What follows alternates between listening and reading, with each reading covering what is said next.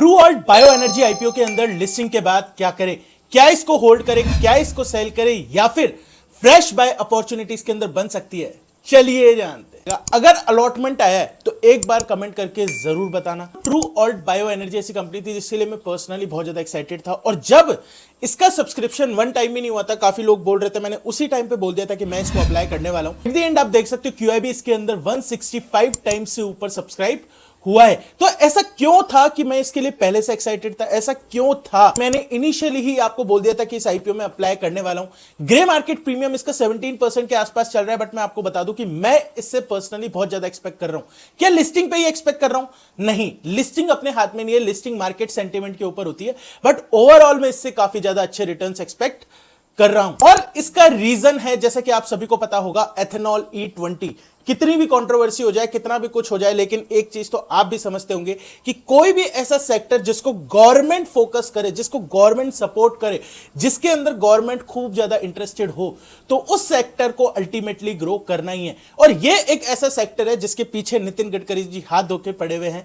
अब आप कह सकते हो उनका पर्सनल रीजन है, जो भी है। देखो, जहां से भी प्रॉफिट बनता है अपन को प्रॉफिट बनाना है, अपन को मतलब नहीं है पॉलिटिक्स से, अपन को कोई मतलब नहीं है। अगर एक लिस्टेड कंपनी है, फॉर एग्जांपल अगर सीएन एग्रो के अगर अपन को आइडिया लग जाता, अपन को पहले अपन उसमें इन्वेस्ट कर पाते तो बहुत अच्छा होता। तो इसी तरीके से अगर कोई ऐसा सेक्टर है जिसके अंदर गवर्नमेंट इंटरेस्टेड है, गवर्नमेंट चाहती है कि उसको पुश किया जाए, तो मैं उस सेक्टर से प्रॉफिट बनाने में इंटरेस्टेड हो जाता हूं। दोस्तों, true alt bio energy similar sector के अंदर आ जाती है, कुछ नहीं करती, एथेनॉल ब्लेंडिंग के अंदर इनका काम हो जाता है। पर जो वो शुगर केन से एथेनॉल बना के उसको पेट्रोल में यूज करना, और आपको पता है कि पेट्रोलियम सेगमेंट या फिर मैं कहूं पेट्रोल डीजल ये सब जो है, ये कितने बड़े लेवल पर है। अगर उसका 20% इसके अंदर कंपनीज आके काम कर रही है और अभी ये एकदम इनिशियल स्टेज पर है, तो अच्छी कंपनियां जब स्पॉट कर लेते हैं तो मल्टीबैगर रिटर्न्स बन सकते हैं। लेकिन क्या इसके अंदर डेफिनेटली बनेंगे? क्या इस कंपनी की रिस्क रहने वाली है? एज इन्वेस्टर किस तरीके से अप्रोच करना चाहिए, ये सब आज की वीडियो में अपन डिस्कस करने वाले हैं। दोस्तों, अभी ये चैनल आपको मिला है सर्च करके, आपने सर्च किया और मैं आपको मिल गया, लेकिन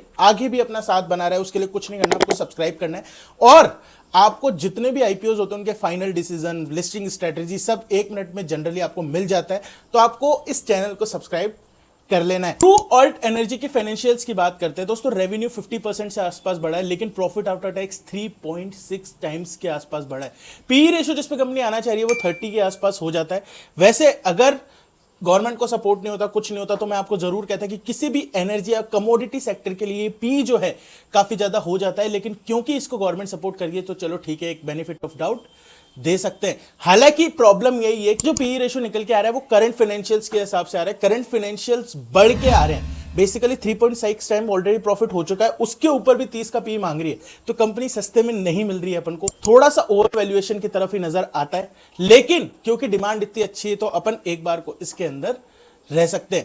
आईपीओ लिस्ट हो जाएगा 3 अक्टूबर को। अभी मैं स्ट्रेटेजी बना रहा हूं वो 30 सितंबर या मैं कहूं 1 अक्टूबर के आसपास बना रहा हूं। तो कुछ भी मार्केट चेंजेस की वजह से कुछ भी स्ट्रेटेजी में चेंजेस होते हैं तो मैं इस तरीके से अपडेट कर देता हूं। तो आपको कुछ नहीं करना, डिस्क्रिप्शन या पिन कमेंट से open Telegram WhatsApp channel join करके रख लो।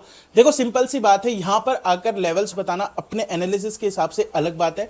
एक अगर उसके अंदर कुछ चेंजेस हो, क्योंकि मार्केट सपोज बहुत ज्यादा अच्छा खुल जाता है तो उसके हिसाब से, या फिर मार्केट सपोज बहुत ज्यादा डाउन खुल जाता है उसके हिसाब से चेंजेस बताना अलग बात है।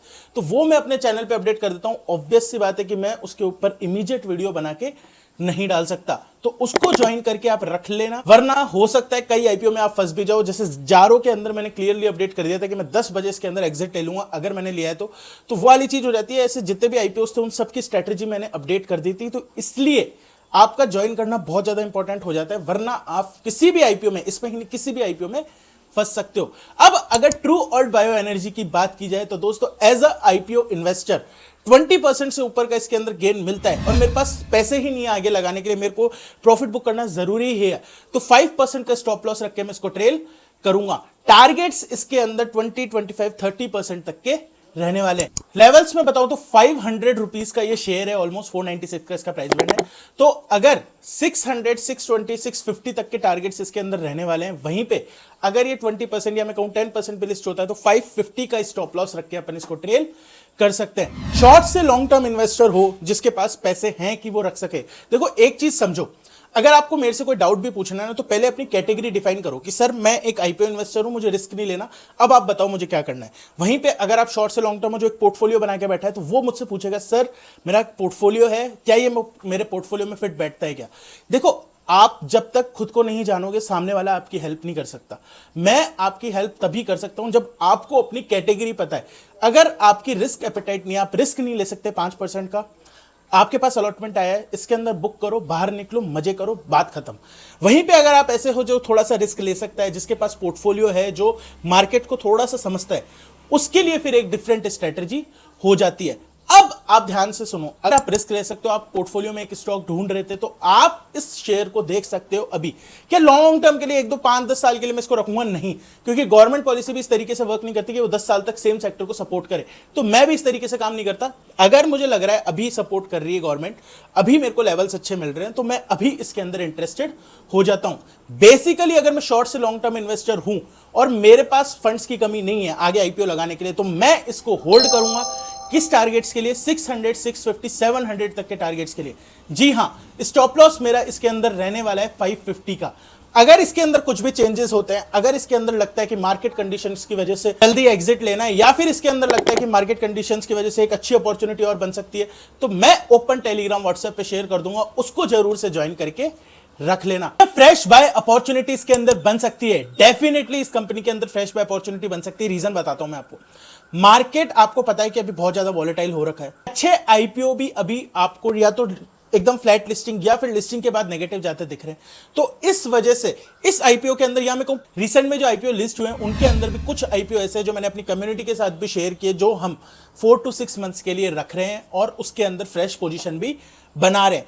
इसी टाइप का आईपीओ ये भी हो जाता है। इसकी जीएमपी अभी 17-18% के आसपास चल रही है। किसी भी कारण से ये 550 या 560 के आसपास अगर लिस्ट होता है, तो मैं इसके अंदर फ्रेश बाय अपॉर्चुनिटी ढूंढूंगा। स्टॉप लॉस मेरा इसके अंदर थोड़ा सा डीप रहने वाला है 500 यानी कि प्राइस बैंड के आसपास, लेकिन मेरे टारगेट्स भी इसके अंदर 700 से 800 के रहने वाले हैं। और दोस्तों, आप भी अगर आपके पास आईपीओ नहीं भी आता, तो इसके अंदर एक फ्रेश पोजीशन बना सकते हो इस रेंज के अंदर। क्या ऊपर अगर लिस्ट होता है तो उत्कर्ष हमको भूल जाना चाहिए? नहीं, फिर वो थोड़ा मार्केट के हिसाब से देखेंगे। देखो, जितना ज्यादा ऊपर अगर ये लिस्ट होता है, उतना ज्यादा अपना एक सेफ्टी मार्जिन कम हो जाता है। अगर मेरे पास 550 या 560 के आसपास मिल जाता है, तो कहीं ना कहीं मेरा सेफ्टी मार्जिन अच्छा हो जाता है। वहीं पे अगर ये मेरे को थोड़ा ऊपर मिलता है, तो फिर एक बार को सेंटिमेंट को देखते हुए, मार्केट को देखते हुए, क्या मार्केट रिवर्सल ले रहा है, क्या मार्केट सपोर्ट ले रहा है, वो सब देखते हुए मैं ओपन टेलीग्राम व्हाट्सएप चैनल पे अपडेट कर दूंगा। तो फिर से एक बार समराइज कर देते हैं। अगर आप एक आईपीओ इन्वेस्टर हो, तो 5 से 10% का स्टॉप लॉस रख के इसको 20%, 25%, 30% तक के गेन्स के लिए चेस कर सकते हो। शॉर्ट से लॉन्ग टर्म इन्वेस्टर हो, स्टॉप लॉस थोड़ा सा डीप हो जाएगा और 700, 650, 700 के आसपास टारगेट्स रखे जा सकते हैं। टारगेट्स, स्टॉप लॉस सब मैं रिवाइज कर सकता हूं मार्केट कंडीशन को देखते हुए। तो फिर से कह रहा हूं, ओपन टेलीग्राम व्हाट्सएप ज्वाइन कर लेना। लॉन्ग टर्म इन्वेस्टर हो तो 10 साल के लिए मैं नहीं रखूंगा, लेकिन 6 महीने, साल भर के लिए डिपेंड करता है। फ्रेश बाय अपॉर्चुनिटी की रेंज मैंने आपको ऑलरेडी बता दी। अब दोस्तों, वापस बोल रहा हूं, अभी आप आए हो सर्च करके, वीडियो को लाइक कर दो, चैनल को सब्सक्राइब कर दो। मिलेंगे किसी और वीडियो में।